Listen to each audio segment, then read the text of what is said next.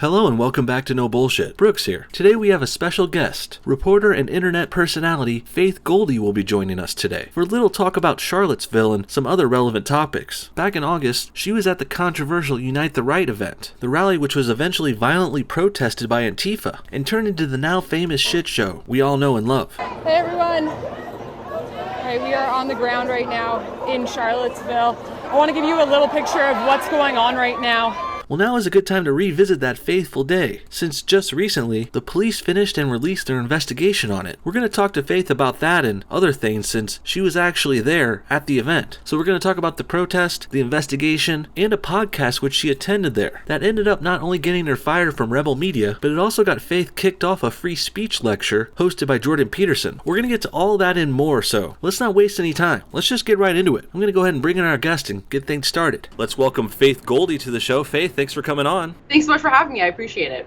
Yeah, glad to talk with you. Lots of new developments, and we're going to go over some old stuff too. So let's go ahead and start from the beginning. Can you just give us a quick recap of where you were that day? What kind of stuff you saw happening at the Unite the Right? Yeah, absolutely. So I was there less as a participant than I was as a journalist, and my intention was basically just to periscope what went on that day. I felt like it was going to be a really, really important story nationally, and as well from a movement standpoint, because as we well know, there were all of these factions happening on the right at the time. And well, I was sort of right, because the events that day ended up cucking North Korea for headlines. And at that point, we were at the brink of nuclear war, so we were led to believe. So where I was that day was I was heading towards Emancipation Park for where this, Robert E. Lee statue was for 12 o'clock, because that was the scheduled time when the event was supposed to take place. But of course, that's not what happened.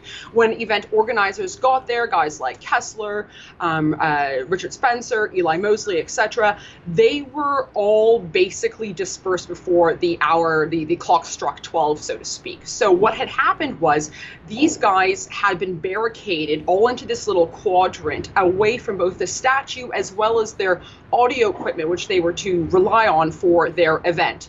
And it was declared an unlawful assembly before, again, the clock even struck 12. And so what had happened was that in the periphery, away from sort of the epicenter of where these guys were all sort of caged like animals, strings of both the Virginia State Police as well as the Charlottesville local police had kind of created these little quadrants so to separate different groups. So I was trapped in one of these quadrants by the time I got there, trying to figure out what was going on, flicked on my periscope and just kind of showed people the sights and sounds of what had occurred. So, the big thick lines of police and full riot gear, etc. So that's basically where I was for stage one. Stage two was I was able to kind of get into another quadrant where I saw a clash of these guys who referred to themselves as patriots. They were basically ex-military folks who were a little bit on in years, carrying Confederate flags, etc. And there were some clashes there with BLM. And then, of course, kind of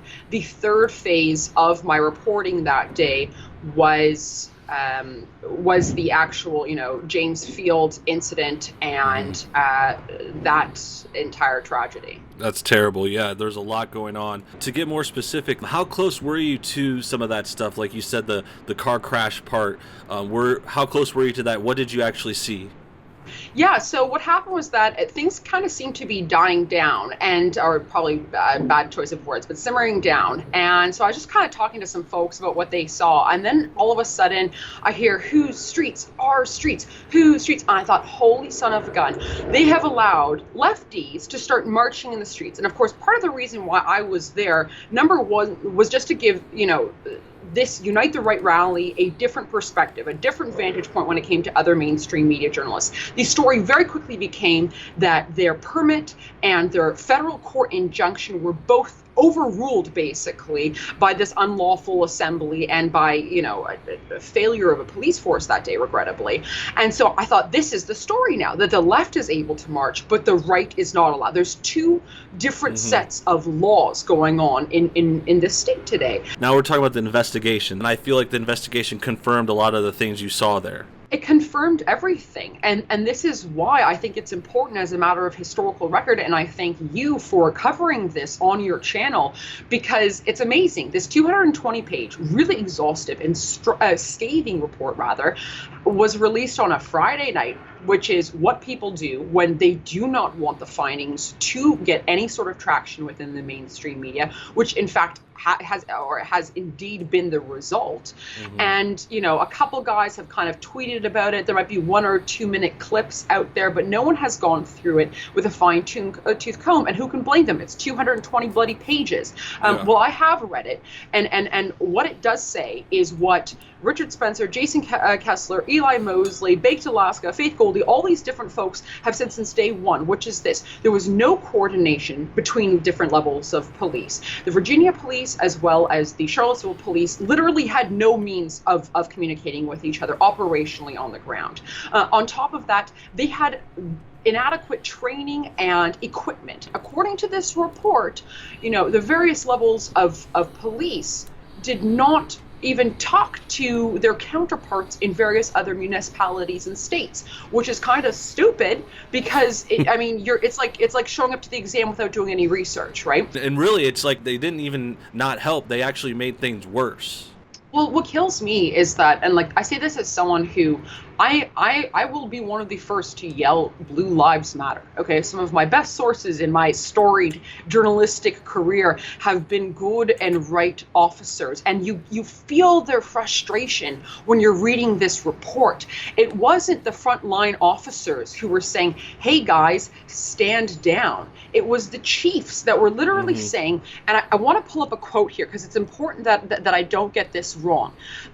Sure. Chief Thomas's response to the increasing violence on Market Street. Okay, this is before, like, while everything is happening, he says, "Let them fight. It will make it easier to declare an unlawful assembly."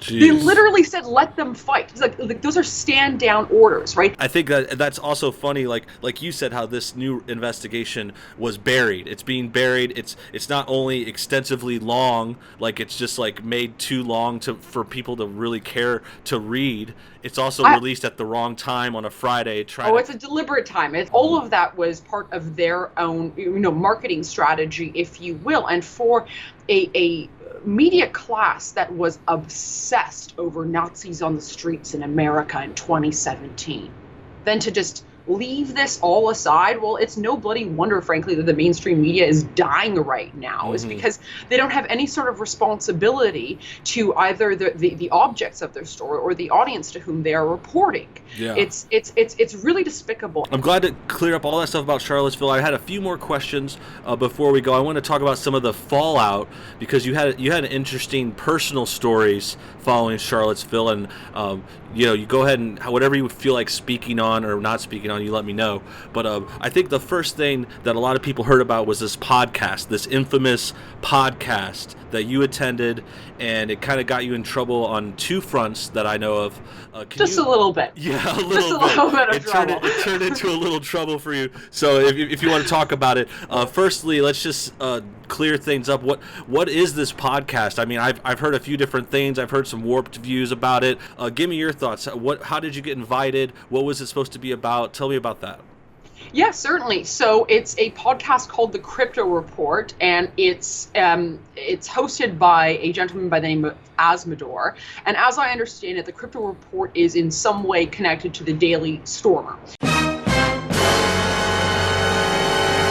And I knew that it was an edgier podcast, and I just thought, well, so long as I don't say anything that I wouldn't otherwise say, i.e. so long as I just do my job and report what I saw on the day, and I do comment as well, so to make some cultural commentary about why I think so many men came out that day, then I should be good. There's no way. There is no way that just talking to people will get me into trouble. It's what I say, right? Okay. Yeah, it sounds like you're going for an open dialogue, a champion of free speech, and that's a good segue to this free speech event you were supposed to speak at that was planned to happen or did happen shortly after Charlottesville, but for some reason they wanted to pull you from the lineup. You were set to speak there, I believe. And tell me a little bit about that situation. Did you see that coming? How did you find out about I think Jordan Peterson was the main speaker. I'm not sure how involved he was in that decision, but what were your thoughts on that? How ironic to be pulled from a free speech event. It was the definition of meta, my man. It was like over the top.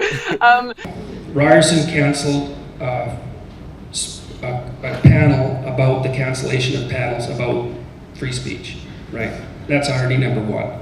And then irony number two was the panelists removed a speaker for arguably engaging in the act of free speech. But what had happened was that there was a planned panel, which I was to be party to, just shortly after Charlottesville. And that was nixed, partially because I was one of the speakers, but also there was a lot of bleats about the fact that Peterson was participating as well. So that happened, and I understood that we were going to try to make kind of a redux, like a second 2.0 version where we all got back together. They planned this new panel, and lo and behold, I'm no longer part of it. And it wasn't the podcast or the Charlottesville reporting? Like, what was the main reason they wanted to pull you? Well, to quote Professor Peterson in a taped interview from Freebird Media, I became, quote, too hot a property. Yes, I heard that quote too. But I believe that she failed in her journalistic responsibility. And as a consequence of that, she became too hot a property for us. And not just for us. And, well, that was the reason for the decision. So my understanding is that they thought that I didn't ask enough questions during an interview in which I was the one who was being interviewed. Now riddle me this, okay? So we're having an event about free speech, and I get pulled for not using my speech correctly. I don't know. I'm not looking for a fight, but all I have to say is that I really have tried to diminish a lot of the flames that have erupted in the wake of this decision to disinvite me from the event. But that being said, not all of the masses are asses. This irony, this frankly hypocritical stance is not lost on the wise audience that frankly belonged to Jordan Peterson, and we do have a bit of a Venn diagram there, not wholly, of course, but it's not lost on them, and that's why they're making noise about it. It's this business of, never meet your heroes, etc.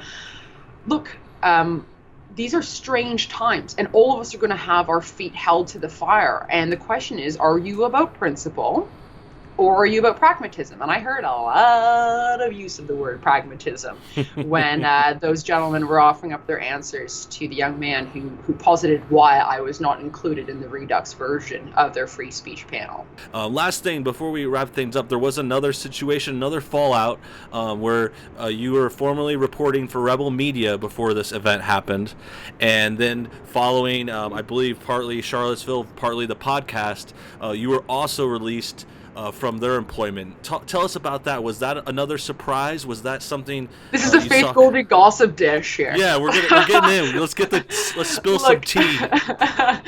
Look, was I expecting to be fired for going to Charlottesville? No, of course not. Here's how it goes. I was told not to go to Charlottesville, but I wanted to go to Charlottesville.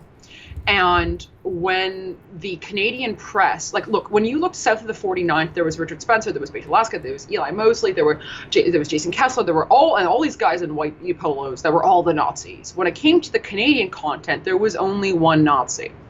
Okay? So the Canadian press went just cuckoo banana cakes for several days, labeling me just every single imaginable name under the sun. So because I made my own decision to go into Charlottesville, despite my boss's wishes, I could not expect my team to provide me with cover fire. So was I expecting to get fired? No. But should I have expected to stay employed? No, that would have been unreasonable given the changing nature of the fight as the week developed. So by Thursday, it was clear that this audio was going to become a matter of contention, and the rebel was no longer willing to stand by me in a foreseeable fight that would follow. I think the other thing that I want to bring up about this is just the more irony and the more it's just funny. It's like you think rebel media, you think of the name like rebel media, like they want to be, I don't know, maybe be rebels, maybe report on something a little controversial, maybe go out into places that maybe are taboo, and to remove someone for doing something like that in a reporting organization is kind of messed up, if you ask me. I don't know if you see it that way, but it just doesn't seem like the spirit of what I had thought of as the rebels kind of code.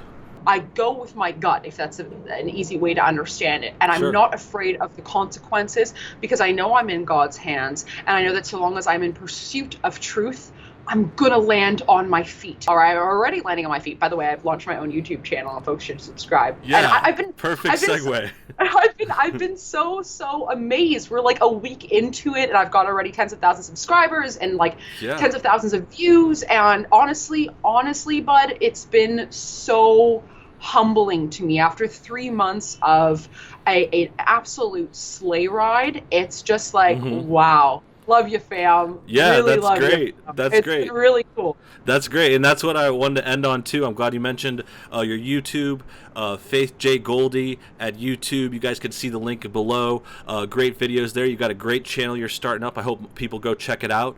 So I guess that sort of wrap things up. Do you have any? What's your plans for the future? You got your channel starting up. Do you have any ideas? Are you going to continue with the reporting and whatnot? Yeah, so it's gonna be both. I'm interested in getting a few kind of political and philosophical ideas out of the way. Since I've had 3 months, I've done a tremendous amount of reading and reflection, to be honest. So there are certain things that I want to just help set the tone of the direction that I hope to take the channel, and so there'll be some of that kind of. I'm hoping like a little bit of intellectual bants here and there, because there is so much movement happening on the right now. But I'm also going to be getting back to reporting as well, and I've got a trip planned. It's going to be intense. It's going to be great. I think it's going to be groundbreaking when it comes to shedding some light on an issue that not a lot of folks have been exploring. So stay tuned. I don't want to spill it out yet, because I don't want to get scooped yet. But it's going to be good. That's great. Yeah, we got something to look forward to. Again, guys, check out our link below.